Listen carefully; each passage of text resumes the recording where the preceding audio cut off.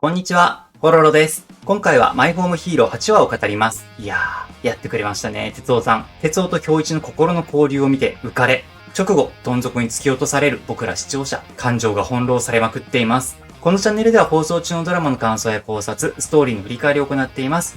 コンクールのドラマではフェルマーの料理、マイホームヒーローの2作を取り上げています。ドラママイホームヒーローの原作、放送情報や配信、見どころについてはこちらの動画で紹介しています。また先日、劇場版の映像が15秒だけ初公開されました。7話の動画の冒頭ではそこから読み取れる内容についてもお話ししています。ほんの少しの情報ですが、実写版オリジナルの内容になるかも。劇場版も気になる方、絶対見るぞという方、チェックしてみてください。そういえば、マイホームヒーローの動画とフェルマンの料理の動画の再生数を比べると、注目度は後者の方が高いようです。マイホームヒーローは深夜ドラマで、万人受けする内容ではないですからね。でも、劇場版が控えているので、放送終了後に注目されるのは、こちらではないかと思っています。劇場版公開前に予習できるようしっかり残しておくので、忘れないようチャンネル登録をよろしくお願いします。そうそう、登録者が500人まであと少しです。登録してくださった皆様、ありがとうございます。500人になったらライブ配信をしようと思っています。よければ遊びに来てください。ざっくばらんに今まで見てきたドラマの話や、それから漫画についての発信を行っている歌丸さんを呼んで、実写化されたドラマと漫画の話もしたいなと思っています。どんな回になるのか、僕自身今から楽しみです。それではマイホームヒーロー8話の振り返りを行っていきましょう。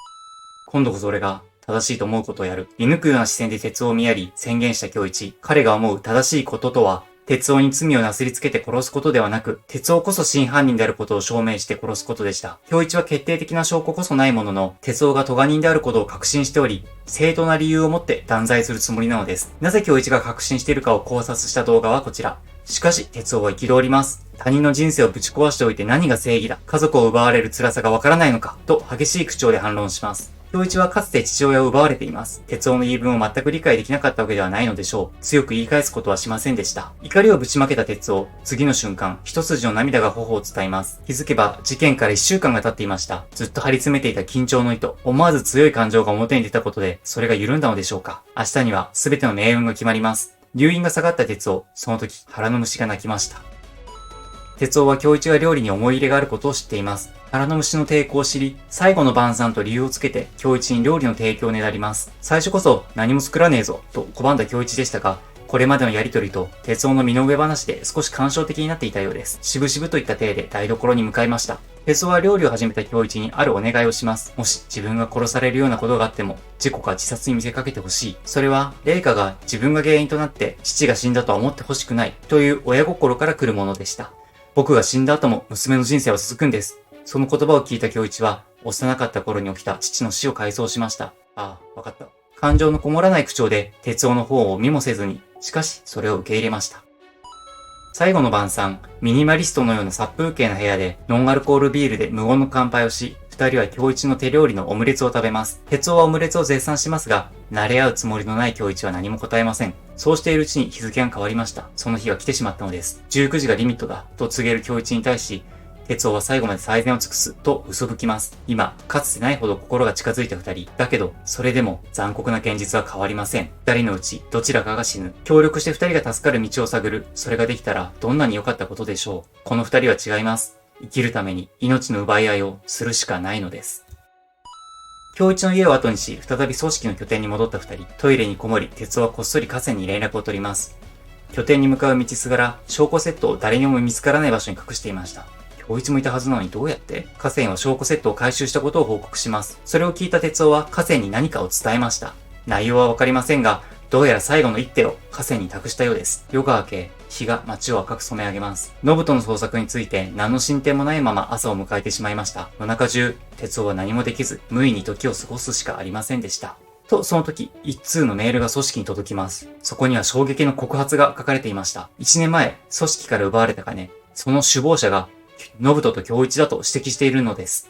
にわかには信じがたい話。しかし、手がかりに飢えていた組織の人間たちは、この情報に飛びつきます。武田はすぐに行動を起こします。信人の家の捜索に部下を向かわせました。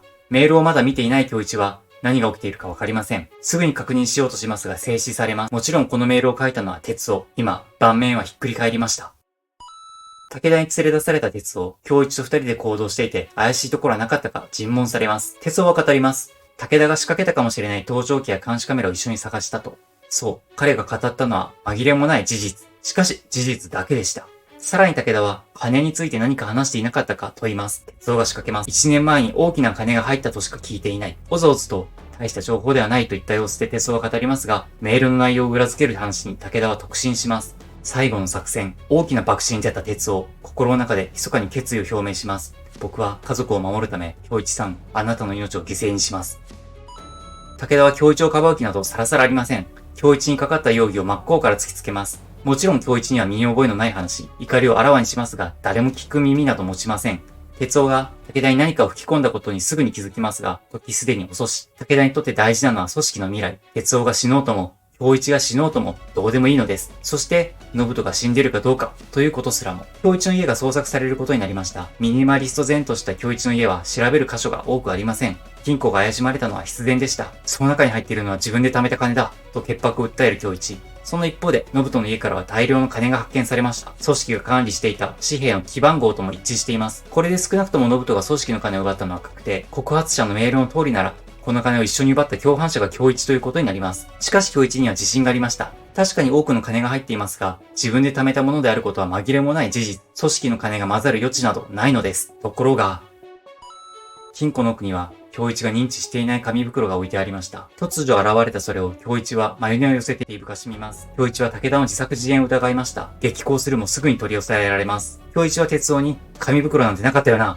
と同意を求めました。しかし哲夫は首を縦には振りませんでした。そう、京一は言いつけていたのです。金庫を開けた時、哲夫に後ろを向いているように。それは確かにそうです。哲夫が中身を知るわけがないのです。風向きの悪い現実に、京一は頬を噛みます。武田は躊躇なく紙袋をひっくり返します。哲夫を除くその場にいた全員が息を飲みます。果たしてそこから出てきたのは白骨でした。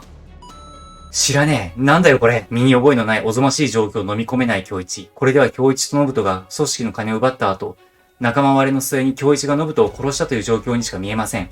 久保は京一に対する失望をあらわにします。そして京一が一生懸命貯めた金を全て回収させました。京一は唇を噛みながらそれを見ていることしかできません。自分が組織の一員として犯罪に手を染め強盗している場面が蘇ります。今、同じことを自分がされているのです。そしてまだ幼かった頃、父の死後に母と共に店を取り戻す誓いを立てたこともフラッシュバックします。諦められるわけがありません。誰かが自分をはめた武田を、そして哲夫を疑います。哲夫は何も答えず、冷徹な表情で京一を見下ろしていました。京一は久保に対し、はめられたことを訴えます。しかし久保は、はめられる方が悪い、と強者の論理を振りかざします。すべてが水泡に帰しました。久保は武田に指示をします。マトリさんのところに、京一の死体を、勝敗は決しました。京一の死をもって、口外しないことを条件に、解放されることが決まった哲夫。最後に京一と目が合いますが、かける言葉はありませんでした。哲夫は心の中で勝因を分析します。京一は孤独に戦った。しかし、自分には家族がいた。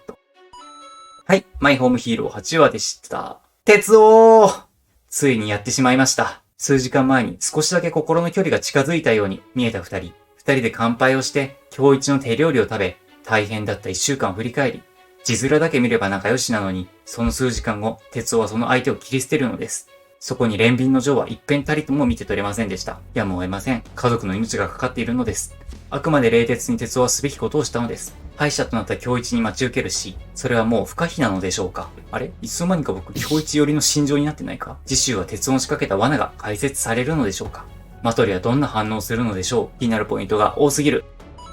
今回は鉄のトリックが京一を追い詰めました。次週は時系列を遡って鉄夫が何をしたのか明かされます。気になるポイントは3つ。1、証拠セットの謎。証拠セットは隠し場所を経て河川に受け渡されました。京一がずっと鉄夫を見張っていたはずですが、哲夫がそれを隠せる隙があったのでしょうか。2、河川はどうやって侵入した？証拠セットを受け取った河川。最終的にはそれを京一の家に持ち込んだはずです。哲夫の侵入を拒んだ京一の家のセキュリティを河川はどのように破ったのでしょうか。ここまでも万能すぎる母、河川でしたが、ついにイーサン・ハントと肩を並べるレベルにインポッシブルなミッションはどのようになされたのか注目です。3、金庫はどう開けた？守備よく部屋への侵入が成功したところで、次に浮上するのが金庫をどのように開けたのかという問題。これについては7話で哲夫が点キー式で4桁の数字という情報を得ており、そこから何かをひらめき、河川に伝えたのでしょう。ちなみに0から9までの4桁の数字だと1万通りの組み合わせがあります。当てずっぽうはさすがに無理だし、点キーに残った指紋から判別するというのがオーソドックスな方法でしょう。ただ、用心深い京一ですから、使わないキーにもまんべんなく指紋を残すようにしているかもしれません。